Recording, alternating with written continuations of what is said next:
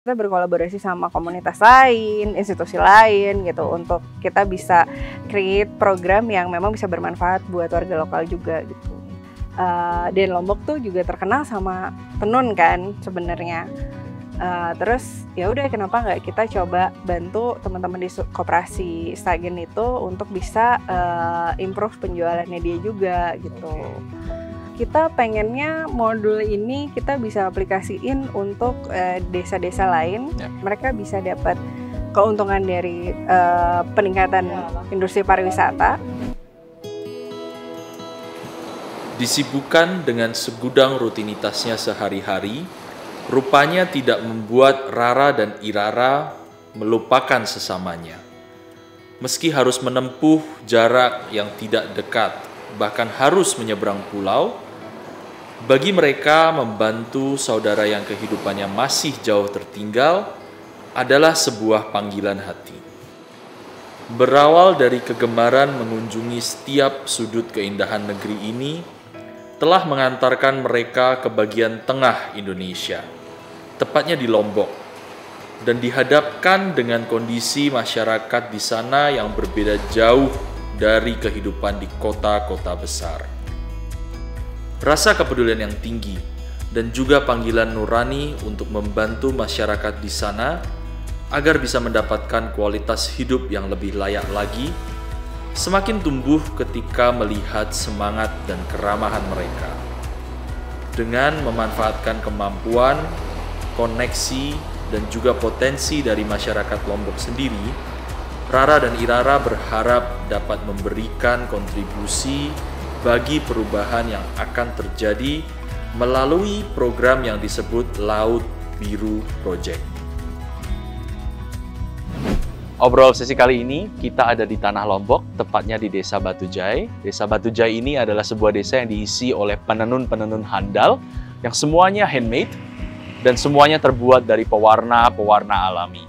Kita akan ngobrol lebih lanjut dengan Laut Biru Project. Laut Biru Project adalah sebuah organisasi non-profit yang mereka berfokus pada pengembangan lokal community, development dari lokal community. Salah satunya adalah penenun di Desa Batujai ini.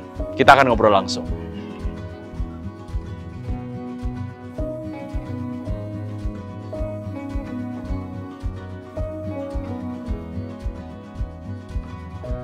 Oke, ini dia Rara, salah satu co-founder dari Laut Biru Project. Rara, apa kabar? Baik, Pak. Thank you very much. Jangan usah apa-apaan, santai aja kita.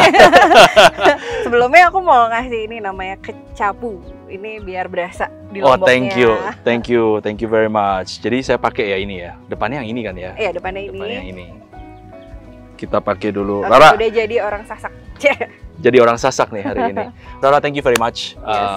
Saya dan tim Obrol Obsesi kali ini bisa ngobrol sama Rara dan inspiring story-nya dari Rara kita bisa dengar. Kita sekarang ada di Desa Sade. Yes. Desa tempatnya suku Sasak ya. Ya, betul. Salah satu di ini masuknya Lombok Tengah berarti ya? Iya. Lombok Tengah. Rara, tadi kan kita sudah singgung sedikit mengenai Laut Biru Project. Namanya Laut Biru Project. Kenapa sih namanya Laut Biru Project, Rara? Sebenarnya sih Laut Biru Project itu nggak ada filosofinya ya. Just because karena Laut Biru itu terdiri dari 2 orang yang senang traveling.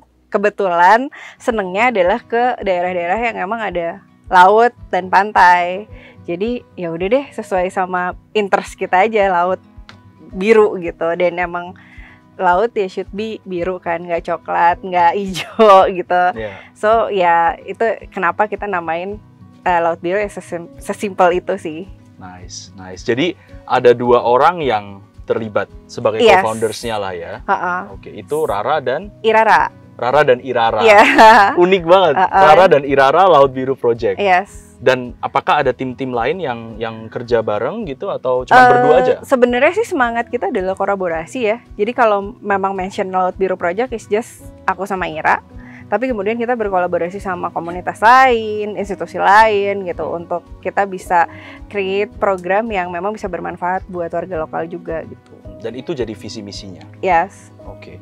Jadi kalau kita bicara Laut Biru Project, tadi kita sudah sempat ambil gambar di Desa Penenun gitu ya. Tapi kegiatan-kegiatan lain apa aja sih sebenarnya? Sebenarnya sih aku sama Ira tuh very concern sama pendidikan kan. Seperti yang kita alami bersama juga, kita punya ketimpangan pendidikan antara Jawa dan pulau-pulau lain gitu. Dan kebetulan memang aku tuh sama Ira seringnya justru travelingnya ke Indonesia Timur lah, Bali, Lombok, Flores, iya. Nah terus kita kemudian melihat gitu, kenapa sometimes cara berpikirnya kenapa berbeda, kenapa ya there's something different yang kayaknya kita bisa bantu improve gitu. Awalnya ya itu ya, kita ngerasa dari sisi pendidikan banyak yang bisa kita bantu lah untuk kemudian berusaha untuk improve. Terus waktu itu kita pernah ke satu provinsi di NTT, satu daerah namanya ND. Nah di ND itu mereka tuh juga kepengen bahwa daerahnya nih bisa dapat keuntungan lah dari meningkatnya industri pariwisata di Pulau Flores gitu. Of course tanpa mereka cuma jualan properti terus dan that's it kan, itu nggak long term gitu. Cuma one off aja ya. Yes, jadi kita gimana sih caranya? And then ya udah kita memulai dengan gimana kalau kita bikin kayak community development program lah semacam itu. Akhirnya satu desa di ND itu lumayan terbantu lah. Ya. Tapi ya of course dengan collective effort lah, dengan kita bantu bikin proposal, mereka akhirnya jadi terbuka, oh ternyata bisa diginiin ya gitu. Terus ya udah mereka mungkin bawa itu kita punya ideas ini, cari komunitas lain buat kolaborasi, institusi lain yang mungkin bisa bantu gitu. I see. Tadi kita udah singgung sedikit yang mengenai project di ND. Kalau kita bicara mengenai yang di Lombok specifically, apa saja yang sudah dilakukan? Kalau di Lombok sebenarnya base-nya kita bantu teman-teman dari Desa Penenun di Batujai. Ya itu dia sih, kita mau sebenarnya kan Indonesia juga lumayan dikenal dari industri pariwisatanya gitu kan ya. Dan Lombok tuh juga terkenal sama tenun kan sebenarnya.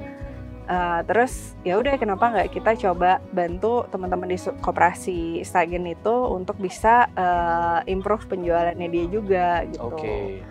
Tadi kita bicara mengenai support dari Laut Biru Project terhadap Desa Penenun. Yang lebih fokus ke terutama ibu-ibu yang ada di situ ya berarti ya. But specifically what kind of support yang Laut Biru Project ini provide untuk ibu-ibu penenun yang ada di situ sih sebenarnya? Sebenarnya karena karena background aku juga di marketing, jadi terus kita ngelihat apa sih challenge-nya mereka ya dalam kebutuhannya apa gitu dalam memasarkan produknya. Ternyata memang kendalanya mereka adalah mereka tuh susah untuk memasarkan produknya. Jadi ya setelah kita doing some visibility studies gitu, karena kita mau bikin apa, kita mau bikin program apa tuh kan kita nanya dulu lah ke sini, kita berkunjung, kita nanya kendalanya apa. Nah mulai dari situ terus kemudian ya kita akhirnya mencoba untuk membuat satu modul training yang isinya gimana sih cara memasarkan produknya secara online supaya mereka bisa punya coverage yang lebih luas lagi gitu. Jadi sudah ada berapa orang yang ikut dalam program Laut Biru Project ini? Oke, jadi programnya itu kan kita adain selama kurang lebih 20 sesi. Kita bikin konsisten dari awal, kalau yang ikut itu ya dari awal tuh mereka gitu, supaya kita bisa monitor gimana progresnya, gimana daya tangkapnya dan segala macam. Kualitas ya, lebih penting daripada kuantitas. Jadi supaya mungkin nanti kedepannya mereka bisa justru training yang lain gitu. Nah dari awal sih kita ada di 20 orangan lah yang ikut di program itu. Jadi yang diajarkan ke mereka adalah digital marketing strategy. Iya, sebenarnya sih nggak se-advance yang orang-orang pikir ya digital marketing. Tapi kayak sesimpel bahwa memasarkan jualan produk tuh bisa lewat online loh. Gimana create kontennya, bikin fotonya, gimana storytellingnya lewat caption gitu. Terus gimana cara mungkin bisa lebih visible di sosial media gitu. Cara gain followers atau memanfaatkan hashtag dan segala macam yang masih sesimpel itu sih. Dan itu memang menjadi keluhan banyak UKM kali ya di Indonesia. Iya, sebenarnya bukan keluhan ya, tapi ternyata masih banyak yang memang belum punya pemahaman itu aja gitu. So, selama mengimplementasikan project ini, ngajarin ke ibu-ibu digital marketing, strategi segala macam, kendalanya apa? Sebenarnya kendala pertama ya jarak ya, karena memang geographically itu nggak satu kota sama Jakarta. Tapi ya itu adalah komitmen gue sama Ira sebenarnya untuk akhirnya kita tiap 2 minggu sekali kesini, cuman weekend, Sabtu berangkat, Minggu pulang gitu. Itu lumayan menjadi challenge yang juga seru sih. Tapi selain itu juga kita tuh kan sebenarnya belum pernah namanya ngajar ya. Begitu kita ngajar satu kelas dihadapin dengan 20 orang, sebenarnya jadi kebayang, oh ini ya jadi guru dengan 20 siswa dengan daya tangkap yang beda-beda, pemahaman yang beda-beda gitu. 2018 dan Laut Biru Project harus mengulangi lagi. Iya. Sort of ngajarin hal yang sebenarnya basics, tapi untuk mereka menjadi sangat penting dan create advancement yang cukup signifikan for them, gitu kan? Lalu berarti setelah 2 tahun jalan ini, dampak apa saja yang sudah dibawa untuk mereka? Sebenarnya kita kan selalu monitor kayak ada perubahan nggak dari apa yang udah kita ajarin gitu. Sesimpel dari follow-followan Instagram sekarang kontennya makin bagus, mereka lebih bisa bercerita, mereka bisa mengcombine antara image dan video, dan juga udah bisa ada voice overnya yang gitu-gitu sih. Dari sisi konten mereka banyak improve, dari sisi penjualan juga ada beberapa dari mereka yang memang partnya adalah hanya menenun. Nanti yang bagian ngejualin itu ada lagi yang punya peran gitu ya. I see. Dan Laut Biru Project ini sekali lagi tidak hanya fokus di kuantitasnya saja, tapi kualitas, sehingga banyak program-program yang follow up-nya secara terus-menerus ya. Dan emang kita juga monitor hasilnya sih, biar bagaimanapun kita juga pengen lihat progres kan. Tapi kalau kita bicara mengenai khusus spesifik yang di desa Penenun ini, what's your targets 3 years, 5 years dari sekarang? Sebenarnya sih justru kita pengennya modul ini kita bisa aplikasiin untuk desa-desa lain yang justru artinya mereka punya mereka bisa dapat keuntungan dari peningkatan industri pariwisata. Karena kan kita juga sebenarnya jadi kaget gitu, oh ternyata sebasic ini ya, mereka belum ngerti. Mungkin ya mereka dan sebasic ini buat kita, buat mereka justru signifikan sekali. Nice. Jadi setelah ini kita akan bahas mengenai sekolah, sebuah sekolah yang terdampak gempa di Lombok 2019 ya, 2019 kemarin. 2018 ya. 2018 terdampak gempa dan Laut Biru Project membantu secara terus-menerus, ada follow up-nya. Sehingga Rara juga dekat sekali, Laut Biru Project dekat sekali dengan kepala sekolahnya. Jadi ceritanya waktu itu kepala sekolahnya pas Rara datang ini ya, bersihin sekolah sendiri ya. Lagi bersihin puing. Jadi sebenarnya sekolahnya tuh kok kita lihat hancur banget ya, Ra. Kita emang lewat karena daerah pengungsiannya lewat sekolah itu. Terus buku-buku berserakan, bener-bener kelasnya tuh rata sama tanah gitu. Dan itu bermula dari hanya trip Rara setelah ini ya, setelah memberikan session di Desa Penenun. Jadi check this one out, kita langsung ke sekolah yang ada di Sokong. Iya, betul.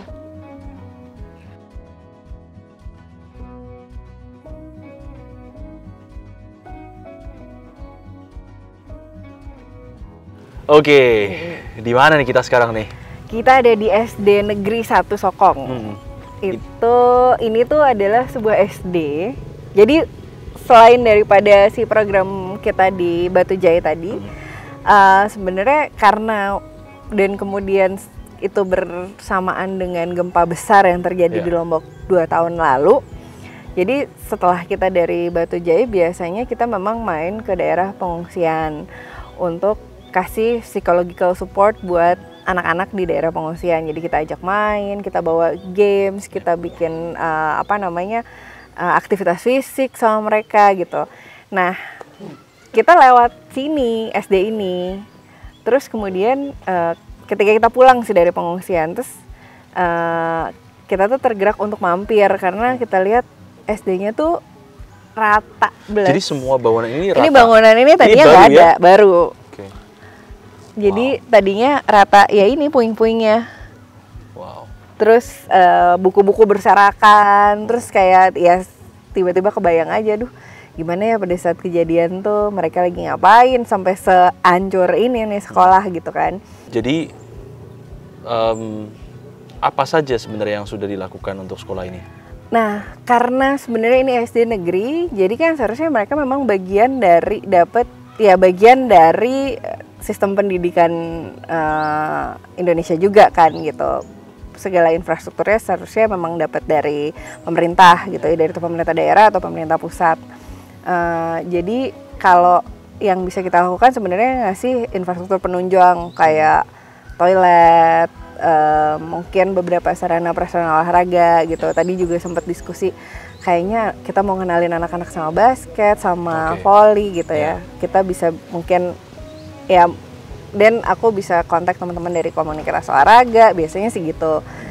Kemarin setelah gempa memang kita ada kolaborasi sama teman-teman dari Ivan Education di San Francisco. Itu mereka jadi galang dana lah buat bikin toilet buat anak-anak, karena itu juga lumayan urgent. Ada di situ deh kalau nggak salah toiletnya. Terus kemudian teman-teman dari Workout Embassy itu juga donate beberapa untuk peralatan olahraga kayak raket bulu tangkis, bola, apa gitu.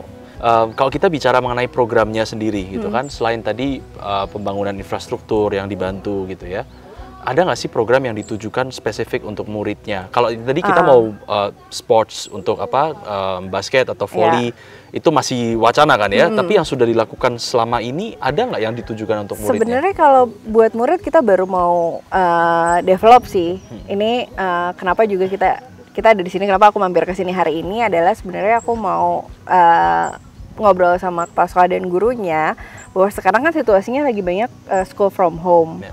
Sementara itu menjadi challenge yang luar biasa ya untuk topografi kayak gini gitu. Internet susah. Iya, laptop juga nggak semua orang gadget punya. Belum tentu semua orang punya gitu kan. Jadi kita pengen bantu. Kita nggak mau nge-disrupt kurikulumnya, tapi gimana caranya supaya anak di rumah aja itu juga tidak bisa tetap berpikir kreatif gitu. Ketika ada program seperti itu gitu ya untuk stimulan anak untuk berpikir lebih kreatif, untuk bisa mengadopsi program-program itu dengan baik, of course perlu kerjasama dengan guru gitu kan. What's your take on that? Pendapat Rara mengenai itu gimana? Sebenarnya itu kemarin juga diskusi aku sama teman-teman dari Lombok. Edukasi, karena interest kita itu kan emang semua mulai dari edukasi sebenarnya. Kalau dari dulu pendidikan itu merata, mungkin yang besar nggak cuma Jawa gitu kan. Cuma balik lagi, kegiatan belajar mengajar itu kan yang berperan adalah guru, orang tua murid, dan siswa sendiri gitu. Jadi dan yang bisa memahami si tiga itu kan ya dari orang-orang yang memang udah punya referensi ke sana gitu. Kalau sekarang kan lebih banyak apalagi SD negeri, the way I see it, sometimes people ya anaknya di sekolah itu kayak kesannya jadi kayak penitipan anak aja. Mereka nggak really into their child development gitu ketika di sekolah. Nah ini sebenarnya bersyukurnya guru-guru di sini sangat open. Mereka very excited untuk nyoba hal-hal baru gitu, supaya anak-anak juga bisa lebih berkembang. Nah, kalau balik ke source of fund tadi, sempat ada beberapa organisasi juga yang urun dana lah ya ceritanya ya untuk bangun infrastruktur segala macam. Channel itu didapatnya dari mana? Dari teman-teman aja sih. Jadi kebetulan Ira tuh backgroundnya adalah government and non-profit gitu. Jadi dia banyak relasi ke teman-teman di organisasi lain. Jadi mungkin bisa dibilang supportnya itu not necessarily about funding, tapi mungkin itu bisa kolaborasi. Jadi kayak hasil ini tuh bukan hasil kita doang, tapi memang hasil bersama. Either itu teman-teman dari komunitas lain ikut donate, or dalam bentuk uang ataupun dalam bentuk barang, kita ataupun dalam bentuk tenaga, we are very open on that gitu. I see. Nah, of course ketika menjalani program ini udah selama 2 tahun kan berarti kan? Iya, di kurang lebih 2 tahun. membantu SDN Sokong ini pasti ada kendala lah ya. Pasti ada halangan, rintangan ketika membantu, niatnya baik tapi of course ada kendala. Apa aja yang sebenarnya terbesar? kendala sangat berarti sih enggak, karena ya guru-guru dan kepala sekolahnya sendiri tuh sangat open untuk menerima masukan dan bantuan dari di luar dari dinas pendidikan dan lembaga lainnya gitu. Jadi sebenarnya kalau kendala berarti sih enggak ya, kecuali memang kita butuh kolaborasi yang lebih luas lagi aja gitu, karena masih banyak PR-nya di sekolah ini juga gitu. Ra, so to summarize and to close this, harapan Laut Biru Project buat masyarakat di Lombok ataupun masyarakat di ND yang sudah pernah dibantu apa sih sebenarnya? Sebenarnya kita sangat berharap apa yang kita lakukan ini bisa memberikan akses kepada masyarakat ke new form of education gitu, bahwa ya ngasih referensi baru buat mereka supaya mereka bisa lebih berkembang lagi. Kira-kira harapannya sih seperti itu. Jadi concernnya memang selalu education ya. Mau itu dari bisnis ataupun itu benar-benar students, yes, pasti tetap education. Karena kita percaya edukasi yang baik itu adalah fondasi yang baik gitu. Ya, that's very true. Referensi yang bagus itu ya fondasi. Kita bicara mengenai awal mula Laut Biru Project ini. Kita kan tadi udah sebut bahwa ada 2 co-founders gitu kan. Tapi awal mula kisahnya tuh kayak gimana sih? Gimana 2 orang ini bisa akhirnya tercetus ide mau bikin Laut Biru Project? Nah, mungkin kita bisa telepon Ira aja yang kebetulan emang lagi nggak di Indonesia. Dia nggak di Indonesia ya? Iya, tapi kita masih kerjain semuanya bareng kok. Jadi walaupun kita, yang satu di Jakarta, yang satu di luar Indonesia. Yes, thanks to technology. Jadi mungkin kita bisa kontak aja Ira supaya dia bisa jelasin lebih lanjut. Oke. Halo. Hai. Halo Ira. Hai. Apa kabar? Baik. Udah. Di sini lagi di kebetulan, walaupun katanya lagi summer ya, tapi malam ini aja nyampe 13 derajat.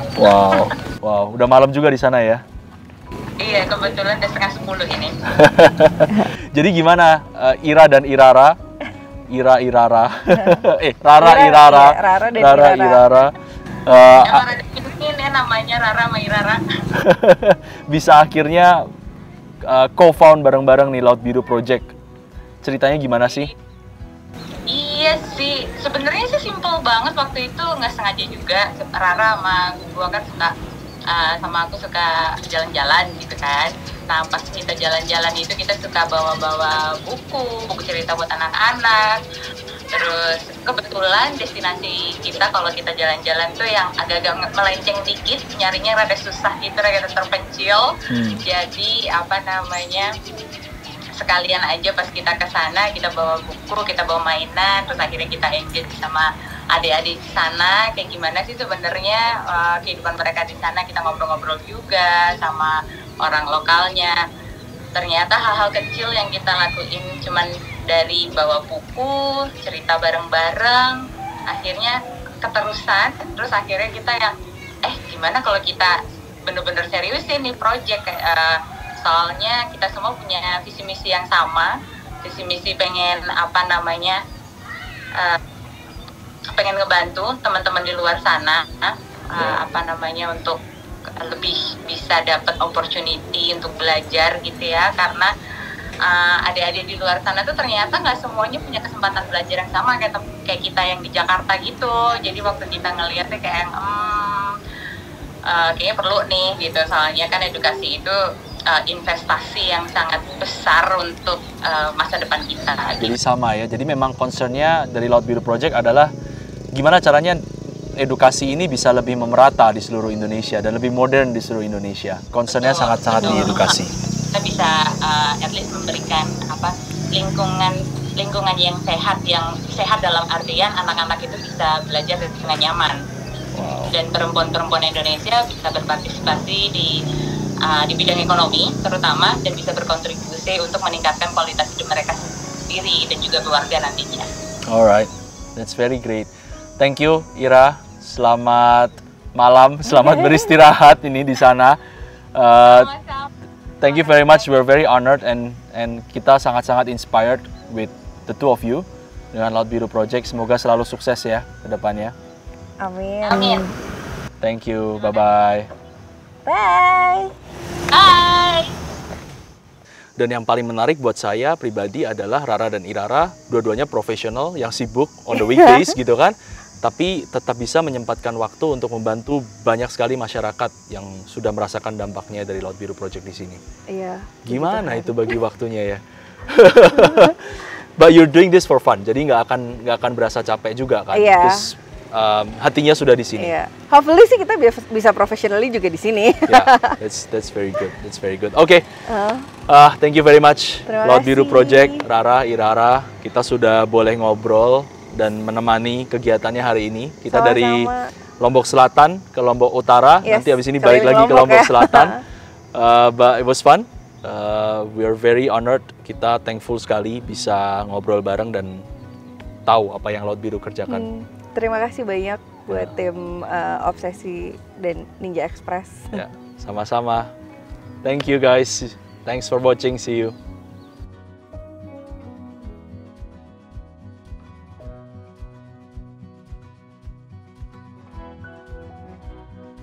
Semenjak Laut Biru datang ke sini, banyak grup-grup yang datang ke sini, temannya Mbak Irara yang berperan menjelaskan sosial media itu seperti apa, cara menjual barang khas di sini juga kayak gimana, jadinya perkembangannya banyak. Terima kasih banyak untuk proyek Laut Biru. Semoga kedepannya juga makin berjaya dan semoga yang untuk kedepannya kita juga bisa lebih maju untuk pelajaran-pelajaran yang telah kita terima. Terima kasih.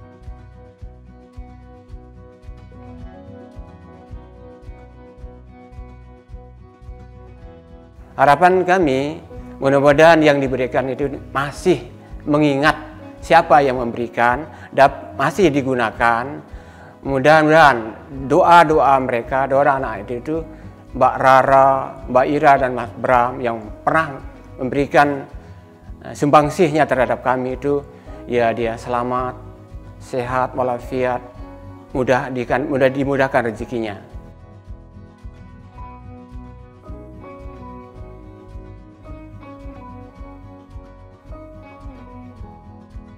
Laut Biru, di mana dia bernaung di sana adalah Mbak Rara, Ira, dan Mas Bram. Melilit birulah SD kami ini menjadi membiru, damai, sejahtera. Sampai sekarang kami merasakan. Ucapan kami adalah terima kasih yang setinggi-tingginya.